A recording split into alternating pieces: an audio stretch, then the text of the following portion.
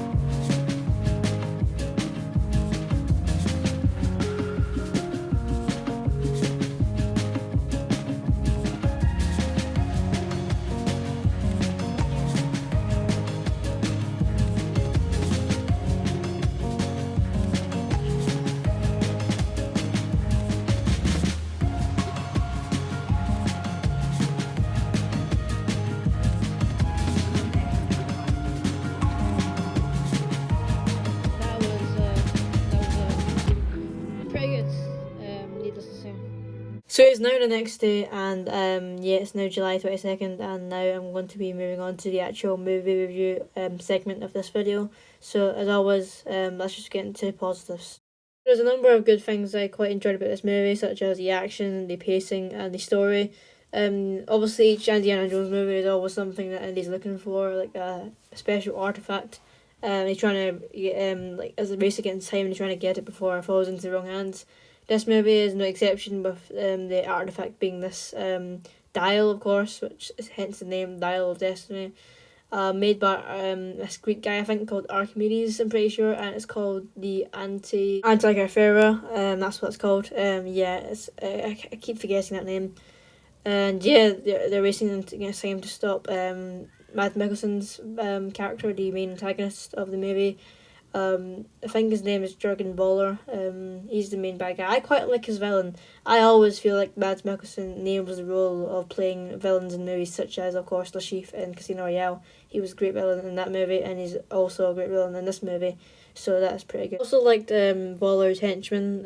There's two of them. So there's one at the bottom. He's a really big, tall, muscular, strong guy. He's running, if you see him at the bottom of the poster. And the other one is the guy with a mustache. You can see him pointing as well underneath Indy's whip. And there's also a good number of action sequences in this film. There's a really good train sequence at the start where Indy and his friend Basil are on the train trying to get the Antikythera, I'm pretty sure. It's during World War II in 1944, where they're captured by Nazis, and then, yeah, that train sequence is pretty good. It reminds me a lot of Mission Impossible Dead Reckoning Part 1 for some reason. I mean, I've seen, the movie came recently, and I've seen that movie. It's kind of reminding me of that. But yeah, there's also, in fact, there's two chases in this movie. There's a chase through a parade in New York City, which was filmed actually in Glasgow in Scotland. So yeah, that's pretty cool. Kind of near the area where I live. But yeah, it's pretty good. There's that's the first of the two chases. There's another chase in the streets of I think it's Tangier in Morocco. Where they're on the tuk-tuk chased by or they're chasing after Voller, who's stolen the dial, and he's escaping in his Mercedes Benz. And yeah, it's also a scuba diving scene, and the final scene, of course, where they're in the plane, as well. So there's a good number of action sequences, and I felt like they were well paced, and there weren't too much of them, and there were a good number of them, and it was really entertaining to watch as well. Also, the chemistry between the characters, obviously a bunch of new characters in this film, such as Indy's goddaughter Helena Shaw, played by Phoebe Waller-Bridge. I quite liked her character, and the chemistry between Indy and Helena is really fun to see on screen. And yeah, she was a great addition to the team, and I feel like she could be the next main big character, the main next next big protagonist in the Indiana Jones franchise, taking the role from Indy. There's also a kid or teenager called Teddy. You can see him at the bottom of the poster there. yeah, I quite like his character. He's a thief and a friend of Helen's. Yeah, that's really all I'll say about the positives. There's a lot of good adventure and action and suspense in this film. One of the three main key elements important for an Indiana Jones film, in my opinion, and what makes a great Indiana Jones film.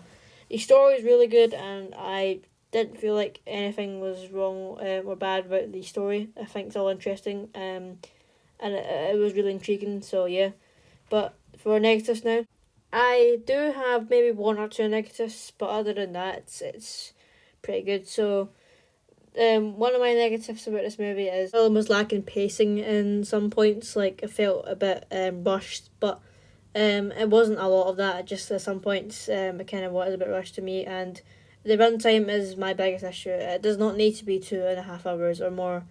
It really doesn't. Yeah, movies that recently have been just been too long. Like, I feel like Mission Impossible 7 was a efficient runtime, because it's a big action blockbuster. Also, not saying this isn't an action blockbuster. This is an action blockbuster, but MI7 was the first of two parts of a story, and yeah, this is maybe more. If they cut like maybe 20 or 15 minutes, it would be a perfect runtime. It does not need to be 2.5 hours. The older Indiana Jones movies, where it was just 2 hours and like a few minutes, was perfect. This could have been just that. But yeah, it does not need to be 2.5 hours. It's just unnecessary to make this film that long, in my opinion. But overall, I did quite thoroughly enjoy Indiana Jones and Dial of Destiny. It's a fitting send off, the fitting final film in the franchise to Harrison Ford as Indiana Jones, and yeah. So my final rating for this film out of 10 would be a 7, and out of 5 stars it would be a 4. So that is really it for this video, guys. If you enjoyed, please give this video a like, subscribe to on this videos, comment down below what your thoughts are on this movie, and until the next video, bye bye.